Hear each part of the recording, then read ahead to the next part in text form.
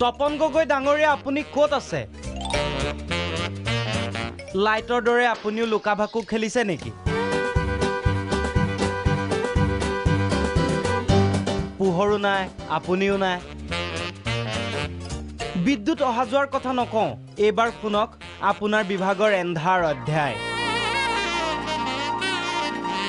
কোনো কালেই কোনো দেশত কাহানিও নঘটা ঘটনা ঘটিছে এইখন অসমত ক্ৰেডিট এপিডিচিএল ঘুষ দি চাকৰি ললে জেল হয় এপিডিচিএলত ঘুষ দি চাকৰি ললে ক্ষতিপূৰণ পায় শুনি আচৰিত যেন লাগিলেও এয়াই ঘটিছে আমাৰ গগৈদাৰ বিদ্যুৎ বিভাগত লিখিত পৰীক্ষা নিদিয়াকৈয়ে মৌখিক পৰীক্ষাত উত্তীৰ্ণ হৈ 5 জন অভিযন্তাই চাকৰিত নিযুক্তি পাইছিল এই বাতৰি সম্প্ৰচাৰ হৈছিল কেৱল প্ৰাগ নিউজত এয়া বোলে ভুল হৈছিল স্পষ্টীকৰণ দিলে এপিডিচিএলে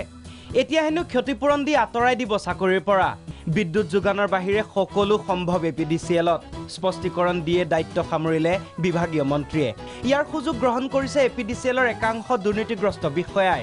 মন্ত্ৰীৰ আশীষ পুষ্ট হোৱাৰ বাবে তপন গগৈয়ে একো নকয়ও একো নেদেখেও গতিকে স্বচ্ছ আৰু শূন্য সহনশীলতাৰ কথা কোৱা বৰ্তমানৰ চৰকাৰখনে এপিডিচিএলৰ এই সকল দুৰ্নীতিগ্ৰস্ত বিষয়া কৰ্মচাৰীৰ বিৰুদ্ধে ব্যৱস্থা গ্ৰহণ কৰিবনে